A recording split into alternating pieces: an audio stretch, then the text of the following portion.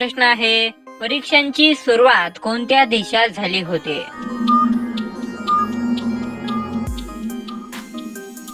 या प्रश्नाचं उत्तर आहे ऑप्शन नंबर 3, चीन. मित्रांनो, आपण ज्या शाळेमध्ये परीक्षा देतो त्या परीक्षा घेण्याची सुरुवात चीन या देशामध्ये झाली होती. दुसरा प्रश्न आहे, कोणत्या प्राण्याला शांततेचे प्रतीक म्हणून ओळखले जाते?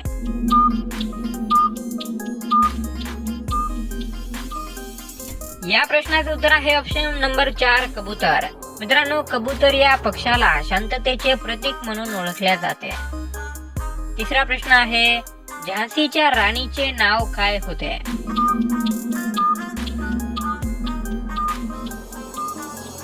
या प्रश्नाचं उत्तर आहे ऑप्शन नंबर 3, लक्ष्मीबाई. मित्रांनो, झाशीच्या राणीचे नाव लक्ष्मीबाई असे होते. चौथा प्रश्न आहे, छत्रपती शिवाजी महाराजांनी शाहिस्तेखानाची बोटे कुठे कापली होती?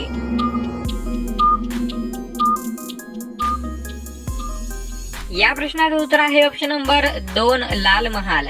मित्रांनो, पुण्यामध्ये जो लाल महाल आहे त्या ठिकाणी छत्रपती शिवाजी महाराजांनी शाहिस्तेखानाची बोटे कापली होती.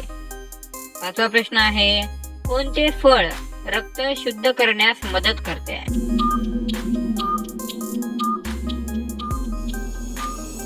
या प्रश्नाचं उत्तर आहे ऑप्शन नंबर 1, बीट. मित्रांनो, बीट जे फळ असते, जे की कंदमुळा असतो, तो बीट खाल्ल्याने आपले रक्त वाढते सुद्धा आणि आपल्या शरीरामध्ये जे रक्त आहे ते शुद्ध सुद्धा होते.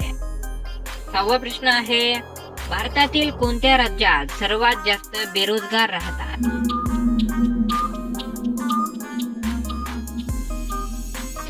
या प्रश्नाचं उत्तर आहे ऑप्शन नंबर 2, हरियाणा. मित्रांनो, भारतातील हरियाणा या राज्यामध्ये सर्वात जास्त बेरोजगार लोक राहतात. सातवा प्रश्न आहे, शिवरायांनी कोणत्या शहरात सोन्याचा नांगर फिरवला होता? तर मित्रांनो, या प्रश्नाचं उत्तर आहे ऑप्शन नंबर 3, पुणे. छत्रपती शिवाजी महाराजांनी पुणे या शहरामध्ये सोन्याचा नांगर फिरवला होता. आठवा प्रश्न आहे, महाराष्ट्राला किती समुद्र किनारा लाभला आहे?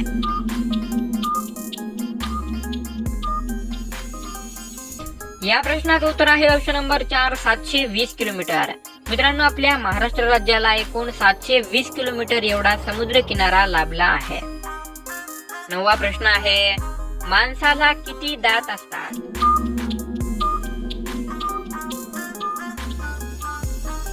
या प्रश्नाचं उत्तर आहे ऑप्शन नंबर 3, 32. मित्रांनो, माणसाच्या तोंडामध्ये 32 असते, म्हणून माणसाच्या तोंडामध्ये 32 दात असतात. त्यामुळे माणसाच्या तोंडात 32 असते असे म्हटले जाते.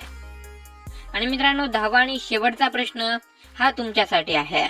तर मित्रांनो, तुम्ही कोणत्या कंपनीचे टूथपेस्ट वापरता?